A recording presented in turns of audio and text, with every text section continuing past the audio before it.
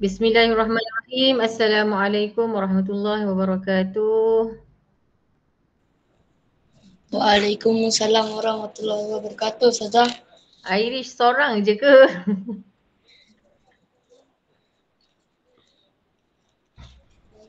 Okey, baru ada. Tak apalah, kita teruskan aja. Nanti diorang yang lambat masuk ataupun apa ni? Ataupun yang tak dapat masuk malam ni, tak apa. Nanti boleh tengok rakaman. Okay. Iris nampak tak paparan dekat dalam the screen tu, pembentukan negara Madinah, nampak? Nampak? Nampak Okay, saya besarkan sikit. Ya Allah, lari pula kau.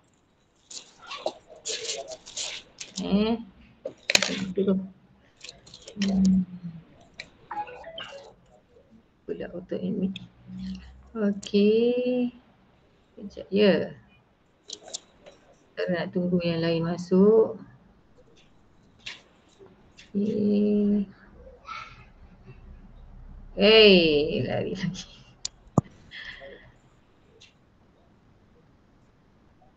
Saya dah besarkan. Okey, kejap.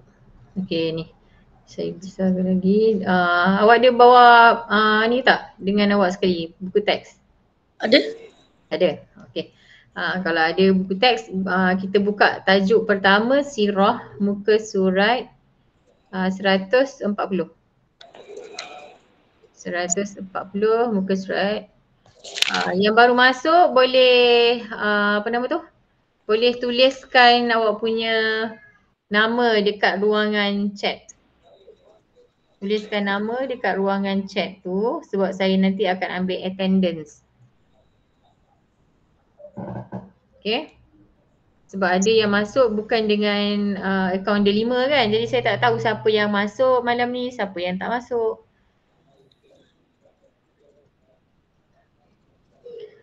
Okay. Jadi yang ada boleh buka apa ni, muka surat 140. Saya kena lajukan sikit tajuk ni, sepatutnya kita ambil masa dalam 2 minggu untuk satu tajuk, tapi disebabkan ni adalah minggu ketiga kan. Sebab minggu lepas kononnya kan, lepas Jawi minggu lepas tu, kononnya hari Rabu saya nak datang juga, tapi lepas saya datang sekejap tu, tak boleh lah, badan saya tak kuat. Jadi tu yang terpaksa juga buat Google Meet malam ni. Okay, so saya teruskan siapa yang ada ni saya teruskan aja. Okay, tajuk kita malam ni pembentukan negara Madinah, tajuk sirah yang pertama. Macam biasalah kalau sirah ni dia memang tajuk dia, kalau yang memang bukan peminat sejarah tu memang tak berapa nak suka lah sebab dia fakta kan. Jadi kena banyak benda yang kita kena hafal. Tapi apapun kita nak mudah ingat, kita letakkan diri kita sama dalam tahun tu. Maksudnya sebenarnya kita berada di dalam tahun di mana sejarah tu berlaku. Seolah kita berada semasa tu. Baru kita akan cepat ingat. Itu adalah salah satu tips. Seterusnya kita perhatikan pada gambar maps dekat sini, ada maps, ada peta. Yang ni adalah Madinah. Ni adalah Laut Merah, ni Mekah, Taif. Ni di mana kita akan fokus kepada Madinah. Macam mana terbentuknya negara Madinah. Okey. Kat sini ibu, kedudukan Madinah di sini ya. Anak dia tanya kan, dia tengok dekat dalam maps, Google Maps. Kalau awak nak tengok pun awak boleh tengok dekat, awak boleh type Google Maps, boleh cari Mekah dekat mana, macam mana keadaan rupa bentuk Mekah tu macam mana sekarang ni, Madinah macam mana, tak samalah dengan zaman dulu kan. Zaman dulu pada pasir je kan. Sekarang ni dah banyak perubahan. Okey, dekat sini kita lihat. Yang pertama kat sini. Yang kedua, betul Nabil, Madinah terletak di semenanjung tanah Arab iaitu di utara Mekah. Nama asalnya ialah Yathrib. Maksudnya dulu Madinah ni nama asal dia, nama mula-mula dia adalah Yathrib. Y-A-T-H-R-I-B, Yathrib. Nama dulu Sekarang ni dah berubah, nama dia adalah Madinah. Okay, boleh faham? Kalau tak faham nanti raise your hand. Dekat situ ada angkat tangan kan? Nanti awak angkat kat situ. Ataupun awak boleh je menyampuk. Sebab sekarang ni saya fokus kepada buku teks. Sebab kalau saya kecilkan buku teks ni takut dekat paparan awak pula tak nampak kalau saya tengok dekat Google Meet. Okay, kita tengok kat sini. Ada lagi ke nombor 3? Okay, tak ada. Okay, penduduk Madinah terdiri daripada berbilang bangsa. Okay, sekarang ni kita nak fokus kepada Madinah tu, siapa dia? Siapa dia penduduk yang ada dekat Madinah tu, dekat negara Madinah. Contoh macam kita dekat Malaysia, siapa dia, kaum mana, apa dia punya penduduk dia buat apa. So kita sekarang ni lebih fokus kepada negara Madinah tu. Kita nak kenal negara Madinah tu macam mana. Okay, jadi penduduk dia ialah daripada berbilang bangsa, maksudnya ada banyak bangsa, macam kita jugalah kan, ada Melayu, Cina, India kan. Kemudian dia ada kabilah dan agama. Kabilah ni dia macam kaum tau, dia macam kumpulan-kumpulan. Okay, dan agama. Macam kita jugalah, samalah ada agama Islam, ada Kristian, ada Hindu kan, ada apa? Ada Buddha, okay. Bidang perniagaan seperti perniagaan tamar dan bijirin menjadi salah satu sumber ekonomi mereka. Maknanya diorang ni memang berniaga. Jadi dia berniaga apa? Dia berniaga tamar. Apa dia tamar? Siapa tahu tamar tu apa? Kurma. Ya, bagus. Tamar tu adalah kurma. Yang kita makan selalu tu memang banyak aja kurma masa bulan Ramadan kan. Okey. Dan bijirin. Bijirin tu ada pelbagai lah bijirin, macam-macam bijirin. Kejap tak tahu saya nak perlahankan ni.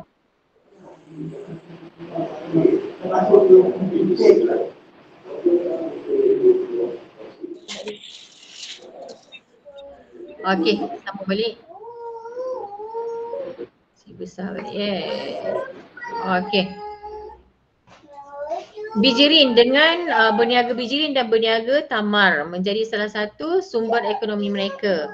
Peperangan dan persengketaan sering tercetus antara kabilah. Diorang ni selalu bergaduh.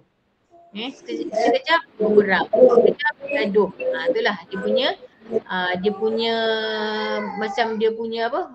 Bukan nak kata budaya. Memang itulah yang selalu berlaku. Asyik bergaduh je kan. Antara kabilah-kabilah, antara dia punya kumpulan-kumpulan dia. Okay, kabilah yang paling berpengaruh di Madinah adalah dalam kalangan orang Arab. Okay, dekat sini kita terbahagi kepada dua. Kabilah yang pertama ialah dalam kalangan orang Arab. Maksudnya orang Arab ada dia punya kumpulan dia. Okay, dalam kalangan orang Yahudi pun ada juga dia punya kumpulan dia. Kalau kita lihat kat sini, kalau orang Arab pula, nama kumpulan dia ialah Aus dan Khazraj. Okay, maknanya ada satu Aus, satu lagi Khazraj. Ada dua kumpulan, dua kabilah. Kemudian dalam kalangan orang Yahudi pula ada Bani Qainuqa, Bani Nadir dan Bani Quraizah. 3 kumpulan ni yang berpengaruh dekat sana. Kalau orang Arab ada 2, Aus dan Khazraj. Kalau orang Yahudi ada 3, Qainuqa, Nadir dan Bani Quraizah. Biasa dengar lah masa UPKK kan, dah faham dah kan. Ini adalah kumpulan-kumpulan yang terkenal dekat Madinah.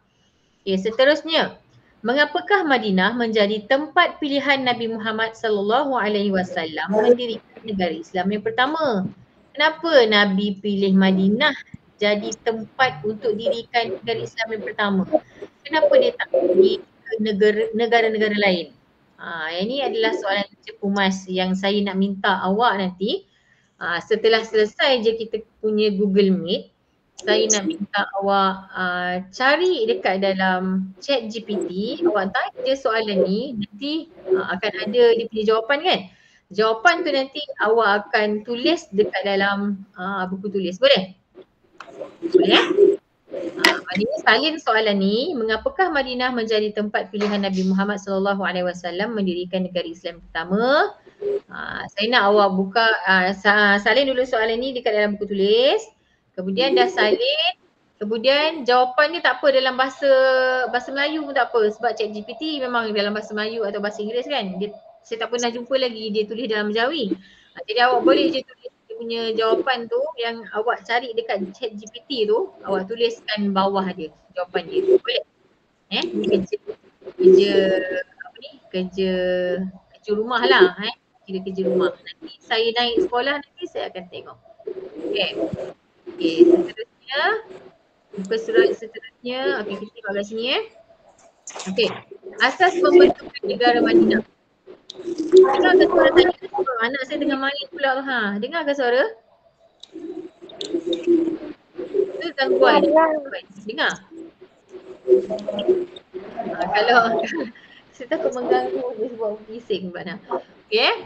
Asas pembentukan negara Madinah. Okey, Madinah ialah negara Islam yang pertama didirikan oleh Nabi Muhammad sallallahu alaihi wasallam. Okey, negara pertama Islam adalah negara Madinah. Okey. Setelah Nabi Muhammad berhijrah ke Madinah, baginda telah meletakkan 3 asas penting dalam pembentukan negara Madinah. Sekejap, siapa yang ada suara tu? Saya kena tutup Okay, saya nak yang ada suara ni saya kena mute kan. Ustazah, cuba ulang balik soalan dia. Soalan dia nanti awak tengok dekat buku teks tu. Buku teks ni dekat muka surat 141 ni awak ambil yang ni. Mengapakah Madinah menjadi tempat pilihan ni? Ni.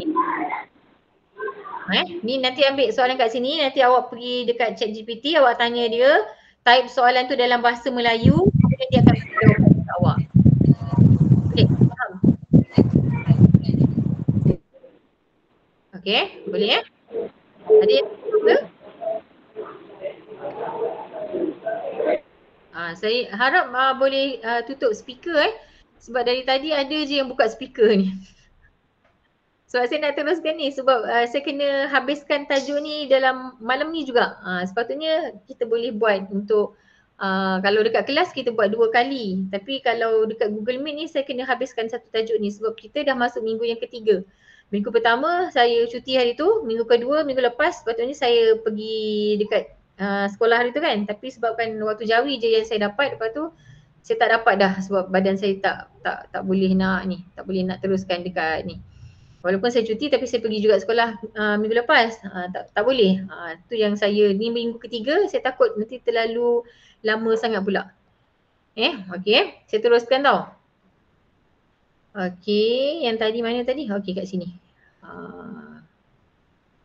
Okey, kat sini 3 asas Nabi Muhammad sallallahu alaihi wasallam masa dia buka Madinah tu sebagai negara Islam yang pertama, dia letakkan 3 asas penting.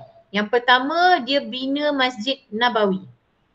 Kalau siapa yang pernah pergi umrah ataupun pergi haji atau umrah lah dia akan melawati, menziarahi Madinah, memang akan pergi kat situ lah. So dia akan pergi dekat Masjid Nabawi yang ada kubah hijau ni. Ini yang pertama. Okay, yang kedua, dia punya asas yang kedua ialah mempersaudarakan kaum muhajirin dengan ansar. Ini yang kedua. Okay, kemudian yang ketiga, tak silap saya muka surat yang seterusnya. Ni asas ketiga, dia mewujudkan piagam Madinah. Maknanya ada 3 benda asas penting yang Nabi buat masa bina Madinah sebagai negara Islam. Yang pertama tadi apa? Bina masjid. Yang kedua, dia mempersaudarakan muhajirin dengan ansar. Yang ketiga, dia wujudkan piagam Madinah. Okey, so kita pergi satu-satu Okey, yang pertama, kejap saya nak kena suruh anak saya diam jugalah ni. Kejap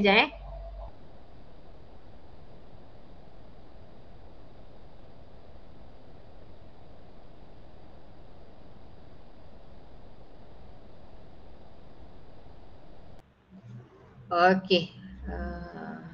Kita pergi balik. Sorry lah banyak gangguan pula malam ni.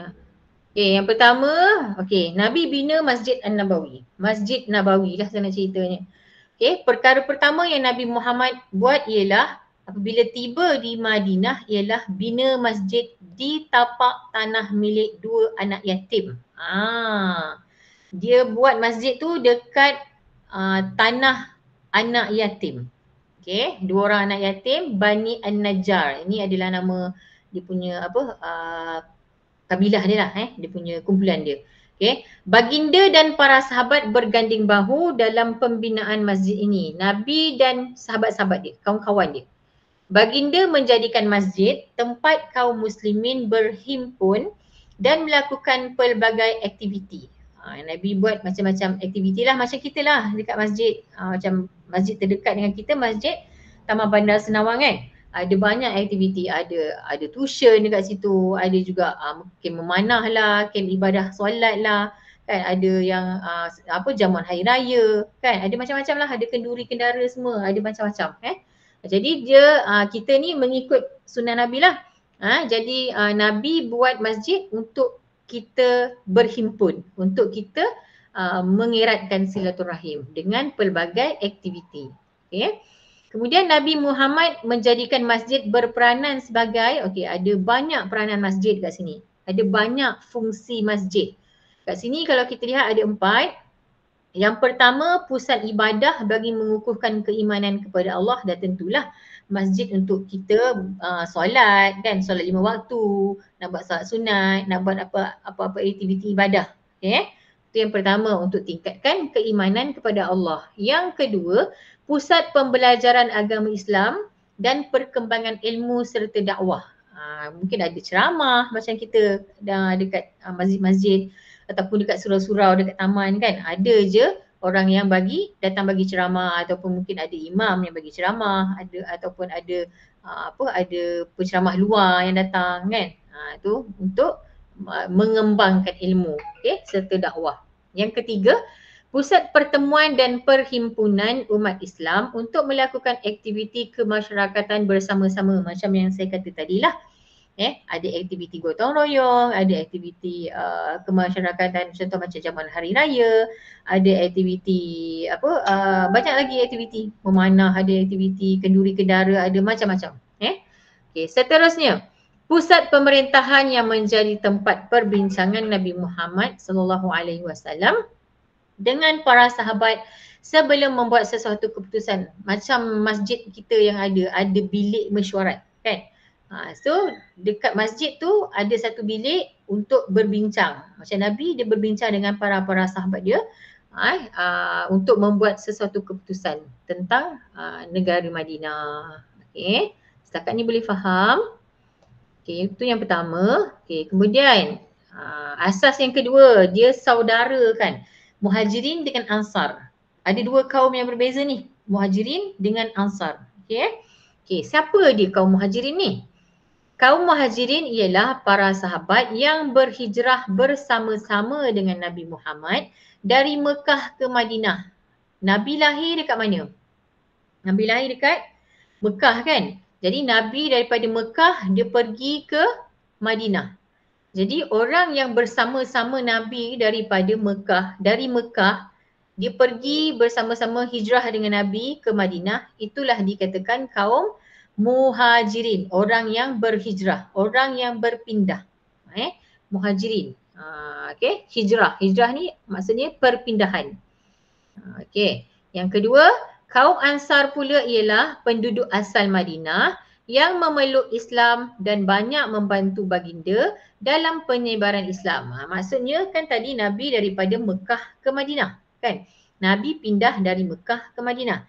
Jadi yang bersama-sama dengan Nabi ni adalah kaum Muhajirin yang bersama Nabi yang dari Mekah pergi ke Madinah.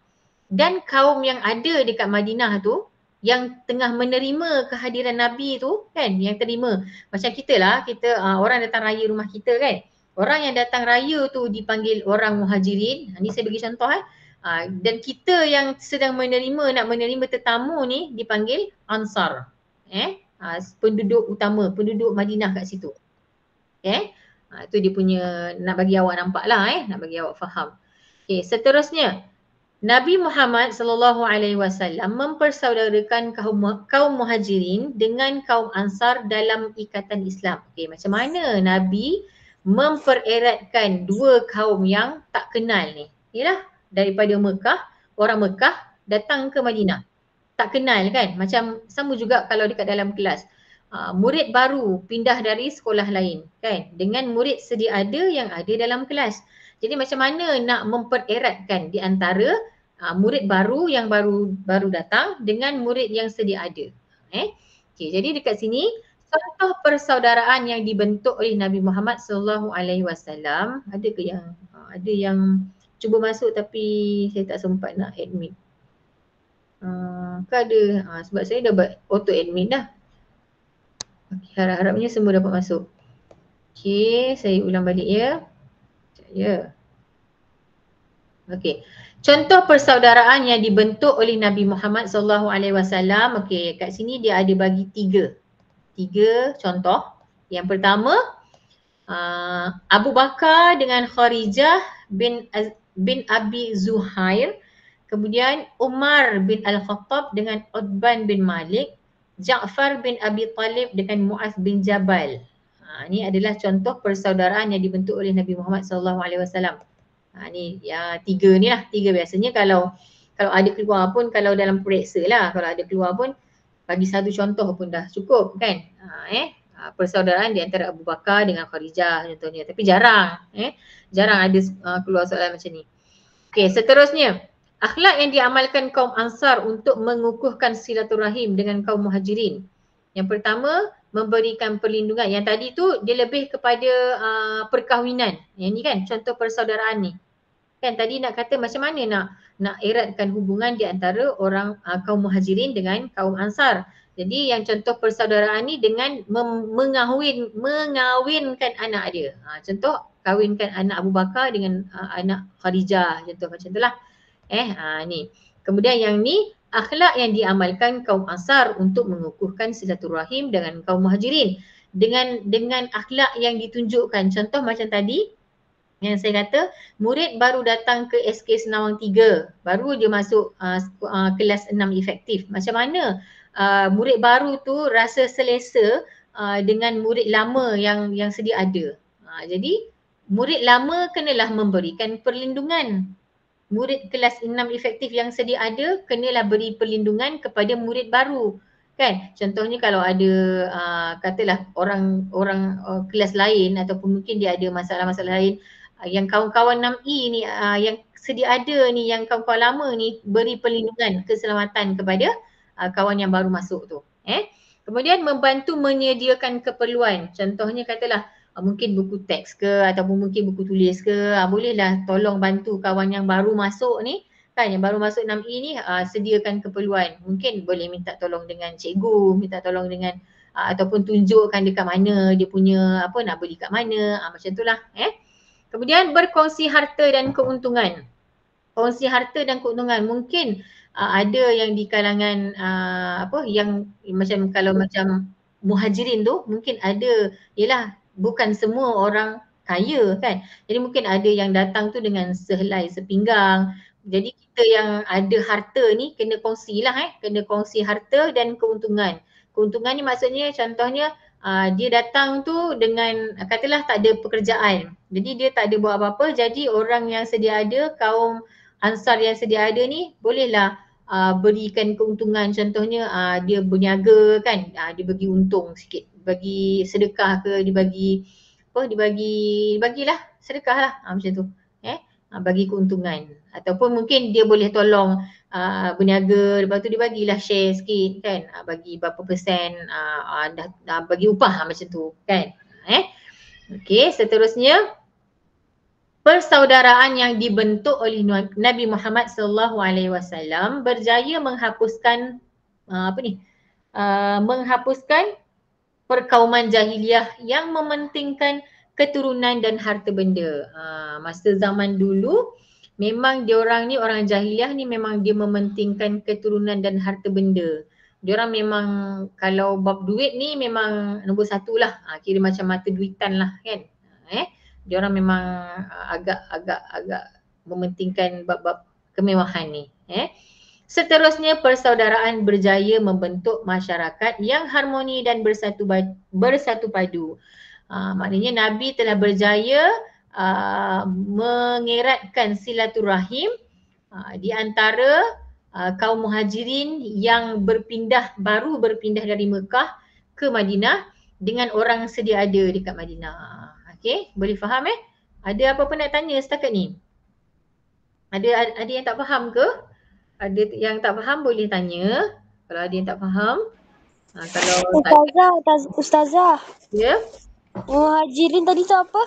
Muhajirin ni orang yang dari Mekah bersama-sama Nabi. Kan Nabi kan pindah dari Mekah ke Madinah.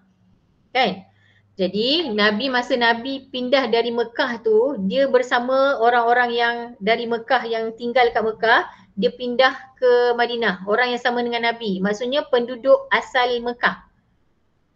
Orang Muhajirin ni adalah orang yang berpindah dengan Nabi. Orang yang penduduk asal Mekah yang pindah dengan Nabi duduk dekat Madinah. Macam tu. Boleh faham? Sebab sekarang ni ceritanya, sekarang ni Nabi kan berpindah dari Mekah. Kan sebab Nabi dah berdakwah dekat Mekah.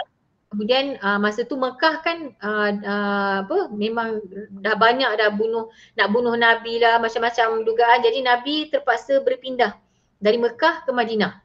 Lagipun memang Nabi memang nak menyebarkan agama Islam, jadi memang Nabi pilih Madinah sebagai negara pertama untuk Nabi bina Islam.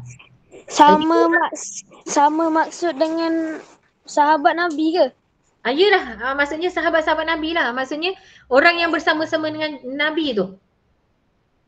Orang yang bersama-sama dengan Nabi yang dari Mekah pergi ke Madinah, dia itulah yang dikatakan orang Muhajirin. Yang macam tadi kan Abu Bakar, tadi kan dekat situ dia bagi contoh Abu Bakar kahwinkan anak dia kan. Macam itulah. Maksudnya sahabat Nabi lah tu. Orang yang sama-sama dengan Nabi dari Mekah, itulah yang dikatakan orang kaum Muhajirin. Kalau orang yang kaum Ansar ni adalah orang yang kita pergi sana, kita pergi ke Madinah. Maksudnya orang penduduk asal Madinah. Boleh faham? Terima kasih Ustazah. Okey, sama. Ya, Alhamdulillah. Ada soalan lagi ke? Itu baru yang kedua tau, asas yang kedua. Yang pertama tadi bina masjid. Okay. Kenapa Nabi bina masjid? Ada 4 perkara. Kemudian asas yang kedua, Nabi mempersaudarakan kaum Muhajirin dengan Ansar dengan melakukan perkahwinan, kahwinkan anak antara anak-anak sahabat-sahabat Nabi. Lepas tu tunjukkan akhlak yang baik, kan? Orang-orang yang kaum Ansar tadi tunjuk akhlak yang baik. Tunjukkan keselesaan, tunjukkan dia suka orang datang, macam tu kan. Yang tadi tu beri perlindungan, sediakan makanan, keperluan semualah. Lepas tu kongsi harta. Kan macam kita lah, macam kita kalau nak pergi rumah, kalau nak pergi tempat baru, kan kita mesti rasa macam rasa janggal kan sebab tempat baru. Tapi kalau penduduk dekat situ, kalau taman ataupun kelas ataupun sekolah yang kita pergi tu, semuanya kita rasa selesa, semua seronok, semua sayang kita, mesti kita rasa macam seronok kan, kita tak ada rasa macam janggal kan. Macam tu lah. Okey, yang seterusnya, yang ketiga, pembinaan negara Madinah mewujudkan piagam Madinah. Apa pula piagam Madinah ni? Okey, piagam ni dia macam nak kata perjanjian lah. Nak kata kalau macam ada surat lah, kira nak kata surat. Senang cerita nak bagi awak faham kan. Dia ada hitam putih, contohnya macam dekat dalam kelas awak tu, mesti ada dekat dalam kelas awak peraturan dalam kelas. Contohnya kan, apa yang awak boleh buat, apa yang tak boleh buat. Dia macam itulah ceritanya nak bagi senang. Apa dia piagam Madinah ni? Okay, yang pertama, seronoknya apabila berada di bumi Madinah, syukur, Alhamdulillah. Okay. Kebijaksanaan Nabi Muhammad mentadbir negara Madinah ini menjadikan negara Madinah semakin makmur dan maju. Kemakmuran dan kemajuan di Madinah hasil daripada piagam Madinah yang dibentuk oleh Nabi Muhammad. Seterusnya, kejap azan. Saya kena berhenti dulu. Saya bagi laluan azan. Lepas habis azan nanti, saya sambung balik Kejap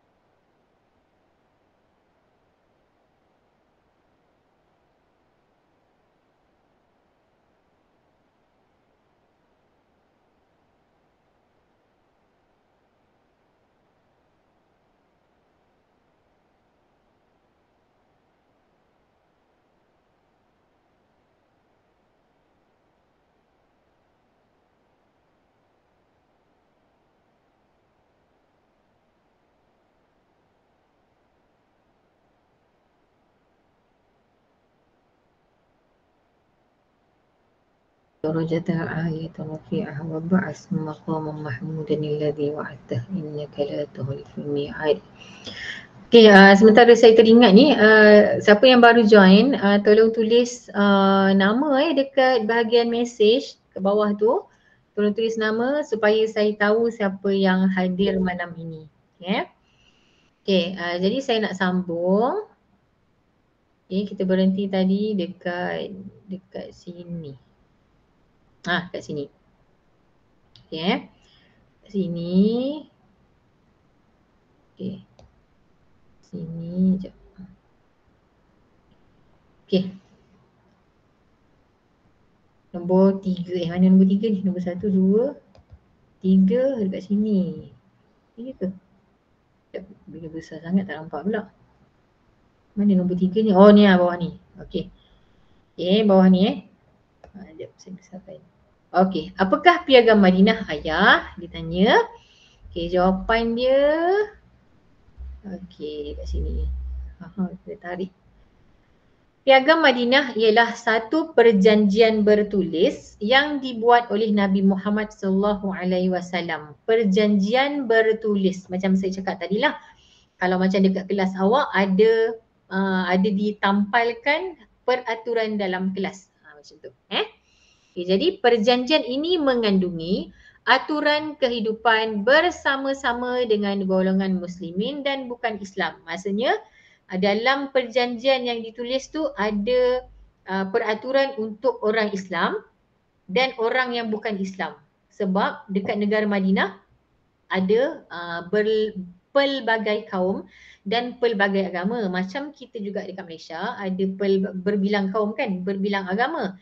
Jadi mesti ada dia punya perlembagaan, mesti ada dia punya peraturan, dia punya apa nama tu? Kalau macam dekat mahkamah tu dikira macam dia punya perlembagaan lah, dia punya peraturan, yang kena ikut.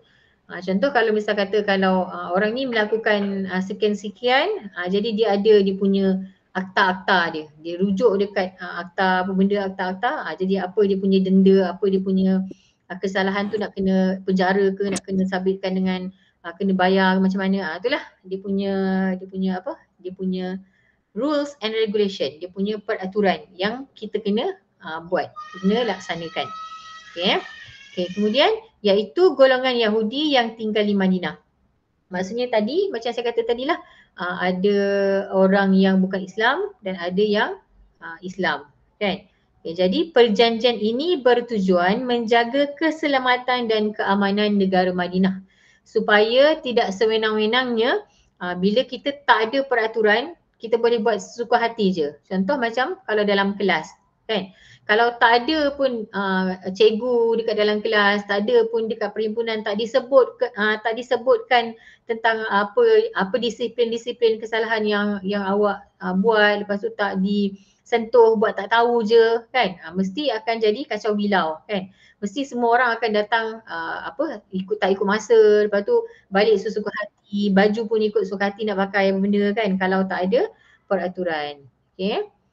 Okay, dekat sini. Kemudian yang kelima. Subhanallah, hebatnya kepimpinan Nabi Muhammad SAW yang mesti kita contohi. Baginda berjaya meletakkan satu dasar kukuh yang menjadi asas pembentukan negara Islam yang pertama. Sebab itulah untuk membina negara ataupun untuk menjadikan negara ataupun apa-apa, negeri, daerah, sekolah ataupun keluarga, dia mesti ada peraturan. Mesti ada ketua yang berperanan, mengambil peranan untuk melaksanakan mengikut peraturan yang telah ditetapkan. Contoh macam awak mungkin dekat dalam keluarga awak mungkin ada ditetapkan, mungkin ada yang guna family link, kan? Yang phone tu mak awak ataupun ayah awak boleh je lock, kan, tiba-tiba, ataupun mungkin ada masa yang ditetapkan, mungkin boleh main 3 jam je. Lepas 3 jam automatic phone tu akan tak boleh main, kan, downtime, kan. Macam tu jugalah kita kena ada dia punya ikut peraturan yang ditetapkan. Sebab ada dia punya pro and con, ada kebaikan dan keburukannya. Okay, jadi dekat sini, apa dia sebenarnya piagam Madinah yang disebut-sebut daripada tadi tu? Okay, jadi kat sini, kita lihat kat sini ada, saya kecilkan sikit. Okay, kat sini ada 3. Ada 3 isi kandungan piagam Madinah. Betul ke 3 kat belakang? Tak ada dah, habis dah. Belakang iktibar. Okay, jadi 3 ni apa benda ni 3 peraturan yang nak kena buat ni? Okay, yang pertama, kewajipan umat Islam. Orang Islam kena buat apa? Okay, yang kedua, kaum Yahudi dengan orang bukan Islam kena buat apa? Kan sebab ada yang bukan Islam kan? Okay, yang ketiga, tanggungjawab semua. Maksudnya Islam ke tak Islam ke, semua kena buat. Jadi ada 3 benda. Okay, yang pertama kita tengok dulu umat Islam ni, okay, apa yang wajib dibuat oleh umat Islam. Yang pertama, umat Islam ialah umat yang saling melindungi dan bantu-membantu dalam kebajikan dan takwa. Yang pertama, ambil point dia je. Kalau kita baca ayat-ayat panjang ni memang akan jadi macam apa ni, tak faham kan. Yang pertama, kita saling bantu-membantu. Itu yang pertama. Umat Islam saling bantu-membantu dan melindungi, memberi perlindungan. Okay? Yang kedua, orang Islam hendaklah menentang kezaliman, pergaduhan dan perbuatan dosa. Maknanya orang Islam tak boleh zalim. Tahu tak zalim tu apa? Tak boleh zalim lah, tak boleh aniaya orang kan, tak boleh buat tak baik dengan orang lain kan. Lepas tu elakkan pergaduhan, tak ada dah nak bergaduh-gaduh, nak berkelahi kan. Okay, dan mengelakkan perbuatan dosa. Sebarang bentuk dosa lah, tak kira lah apa benda-benda dosa, semua tak boleh. Okay, jadi yang kedua, kedudukan kaum Yahudi dan orang bukan Islam. Okay, orang bukan Islam, apa pula dia punya kewajipan dia yang dia kena buat. Kaum Yahudi diberi kebebasan mengamalkan agama mereka. Diorang boleh teruskan dengan agama diorang. Maksudnya walaupun negara tu negara Islam, contoh macam negara kita lah kan. Negara Malaysia adalah negara Islam. Tapi diorang tetap boleh melakukan ibadah diorang. Tetap diorang boleh pergi diorang punya kuil. Tetap diorang boleh pergi gereja. Tetap diorang boleh melaksanakan aktiviti keagamaan diorang. Tak ada halangan. Samalah juga kita ni Okay. Diberi kebebasan untuk amalkan agama diorang. Kemudian orang bukan Islam mempunyai hak dalam beragama dan hendaklah melakukan kebaikan. Dia kena buat baiklah. Sebab agama diorang pun, mana ada agama yang kata boleh buat jahat, boleh bunuh orang, tak ada. Semua agama dalam Malaysia ni, bukan dalam Malaysia, dalam dunia ni, semua agama dalam dunia ni memang dalam dia orang punya ajaran dia orang semua kena buat baik. Kena buat ini, kena buat itu, semua menggalakkan, memang menyuruh untuk buat kebaikan. Jadi dia orang kenalah buat kebaikan. Okay. Seterusnya, tanggungjawab bersama untuk semua. Tak kira lah dia Islam ke, tak Islam ke, dia kena buat apa. Okay, yang pertama, memperakui Nabi Muhammad SAW sebagai ketua negara. Nabi adalah presiden. Contoh macam awak dekat dalam kelas 6E kan. Awak suka ke, tak suka ke ketua kelas 6E siapa? Siapa ketua kelas 6E? Damia. Damia. Okey. Awak suka ke, tak suka ke Damia tu jadi ketua kelas, awak tetap kena memperakui dia adalah ketua kelas awak. Ada kata, alah hai perempuan jadi ketua kelas. Tak apalah, dah cikgu lantik kan. Macam mana? Dah golongan lelaki tak ada pula yang nampak ni lebih menonjol. Mungkinlah macam tu kan. Tak tahulah sebab apa. Mungkin dia punya kaliber dia punya kepimpinan ni lebih lagi daripada orang lain. Kan? Jadi orang yang Islam ke bukan Islam ke mesti memperakui Nabi Muhammad sebagai ketua negara. Okey. Kemudian yang kedua, orang Islam dan bukan Islam hendaklah memberikan sumbangan pembiayaan kepada negara. Dia kena macam kalau kat Malaysia ni senang cerita kena bayar cukai. Kena bayar tax. Kalau macam awak mungkin tak faham kot kena bayar cukai tu macam mana. Contoh macam mak ayah awak yang bekerja, dia kena bayar ataupun senang cerita macam ni lah. Awak pergi KFC contoh kan, awak pergi Mary Brown kan. Awak pergi mana-mana, mungkin awak pergi taman theme park kan. Dekat dalam bil tu dia ada tahu cukai. Contohnya harga awak punya KFC tu harganya katalah RM60, RM16. Mahal betul KFC RM60. RM16. Lepas tu dalam bil tu dia ada tax. Cukai yang kita kena bayar. Jadi cukai itu sebenarnya cukai itu untuk kemaslahatan, untuk diberikan, disumbangkan kepada negara.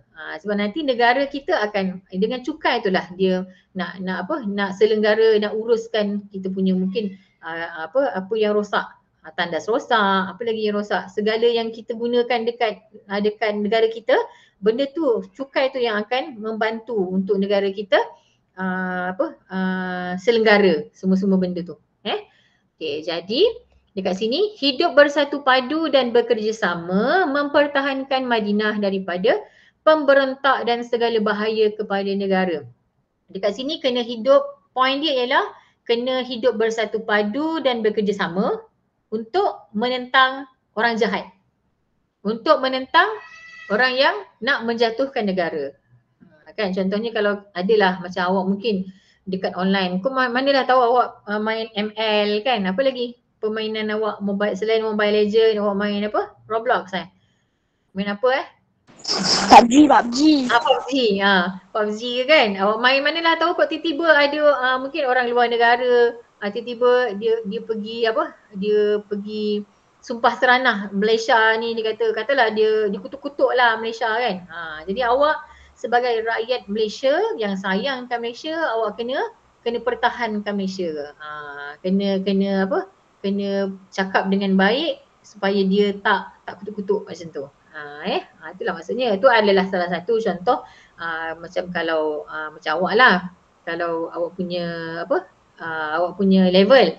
Tapi kalau macam musuh yang datang, katalah musuh yang ada senapang, dengan ada dia punya dengan dia punya kekuatan tentera yang lain-lain, tu lain pula cerita tu peperangan.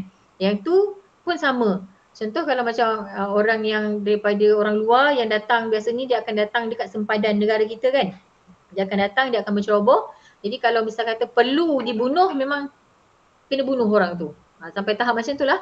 Ada yang pergi ke sempadan kita punya laut kan, ada masuk menceroboh lautan kita, sebab tu kita ada askar yang dekat laut ada kan, askar tentera udara ada, tentera macam-macam tentera ada kan. Jadi untuk mempertahankan negara kita daripada diceroboh. Okay. Jadi seterusnya, setiap perbalahan diadili mengikut ajaran Islam. Kalau misal kata ada pergaduhan, contohnya macam kat Malaysia, pergaduhan di antara orang yang bukan Islam dengan orang Islam, kita kena pakai undang-undang yang Islam punya, sebab negara Islam. Sebab itu memang dah termaktub dalam perlembagaan, dalam akta-akta yang ada dekat Malaysia. Kalau ada dia punya pergaduhan, ada enactment dia, kita kena ikut undang-undang macam ni kan, adalah dia punya tu kan. Jadi kena ikut ajaran Islam. Okey, ada yang tak faham ke? Sebab dah tak banyak dah ni, tinggal sikit lagi. Ada satu lagi tentang tajuk iktibar. Ada yang nak tanya? Tak ada. Okay, saya teruskan Satu lagi tentang ni, iktibar. InsyaAllah kita habis dalam pukul 9 kalau tak ada aran. Okay, dekat sini iktibar, apa dia kita iktibar ataupun pengajaran yang kita boleh ambil daripada peristiwa pembentukan negara Madinah. Okay, yang pertama, apa pengajaran dia? Alah, kena pula buka mainan. Kejap.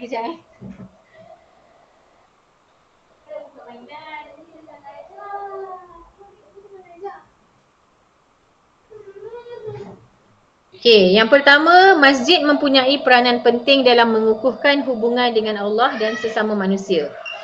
Yang tadilah yang pertama tadi kan. Apa dia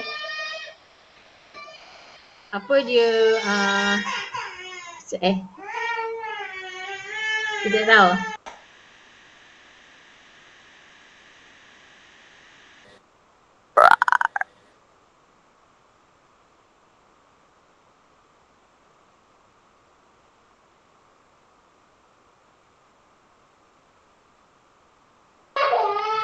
Kejap iklan kejap, iklan. Allah, dah lari pula. Okey, yang pertama tadi.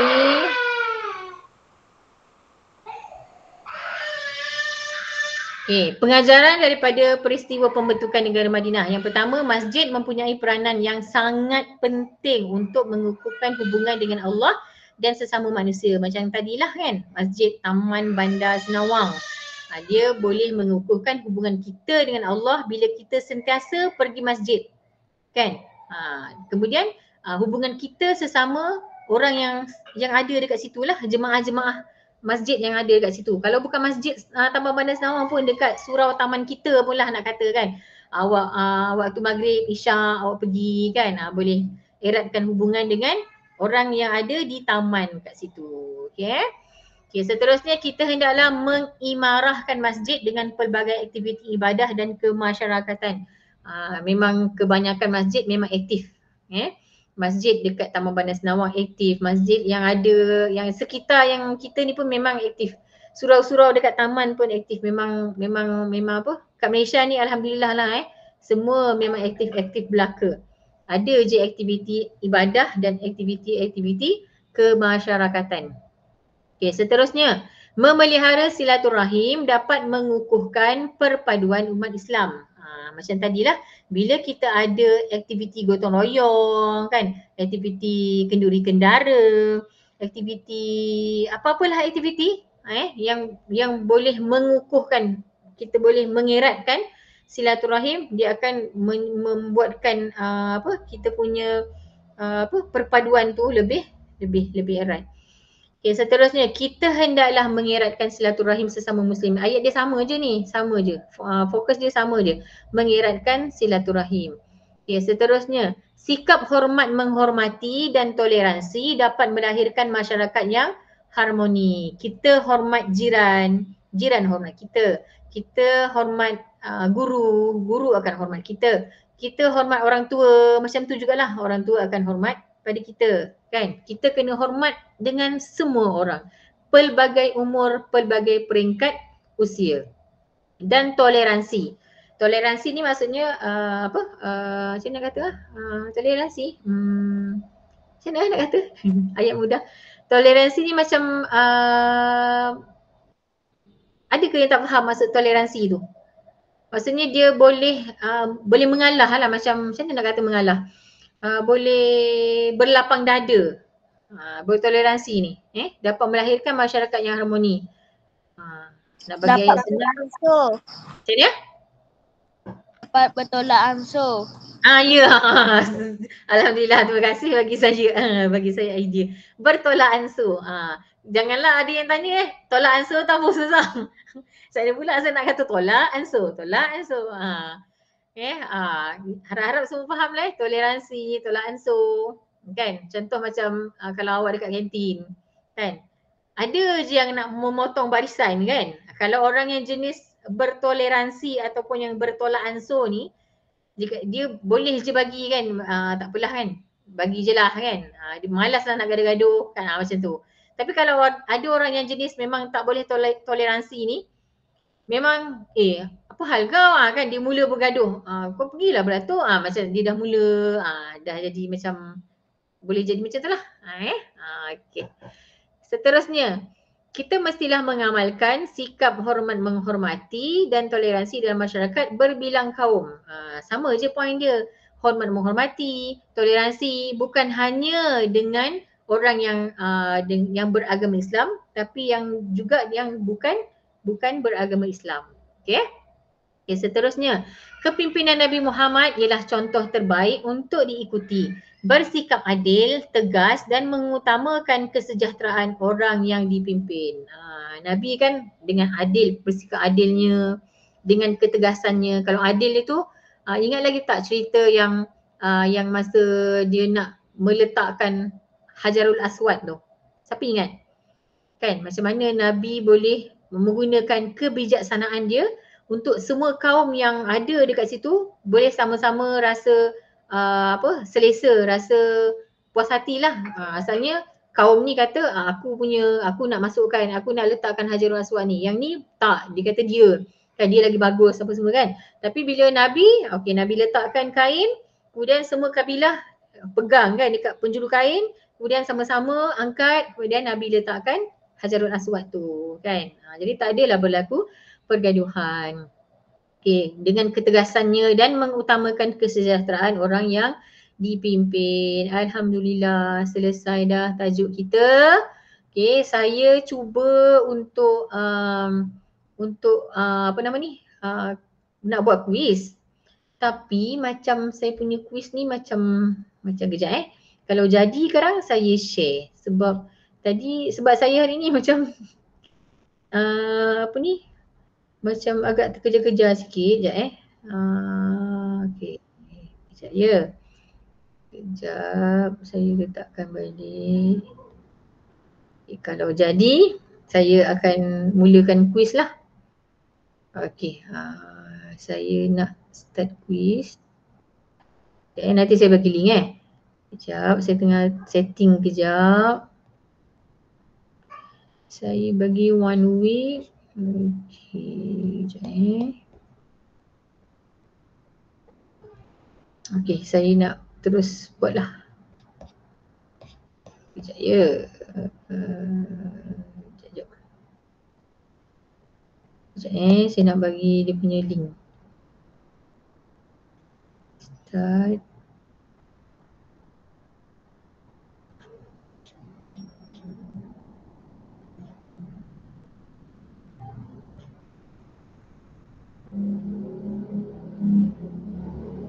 Alamak, sekejap.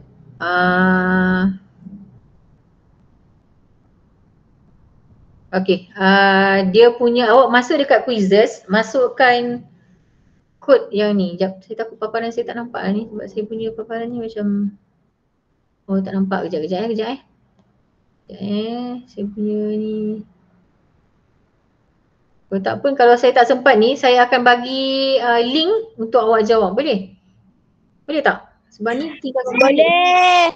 Boleh saja bagi link je, bagi link je.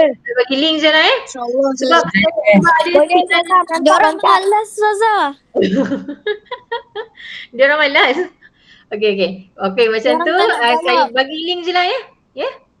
Okey Zaza, okey.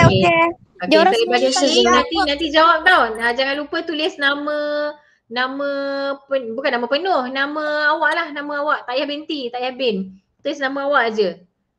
Okey. Okey, nanti saya share. Dah siap nanti saya share Okey Zaza. Okey, saya rasa itu je lah kot. Saya tak nak ambil masa awak lama-lama sangat. Okey, saya rasa kelas malam ni saya habiskan dekat sini. Terima kasih kepada semua yang dapat join malam ni. Terima kasih kepada ibu ayah awak yang sudi, mungkin ada yang meminjamkan handphone kan. Terima kasih kepada ibu ayah yang dapat pinjamkan handphone. Juga kepada awak semua yang dapat meluangkan masa. Mungkin ada yang belum makan lagi kan. Kan, betul tak? Okey, saya rasa itu sahaja. Okey, Assalamualaikum. Waalaikumsalam warahmatullahi wabarakatuh. Terima kasih Zaza, susah. Bye. Macam tu je. Bye. Itu je. Bye. Okey, bye.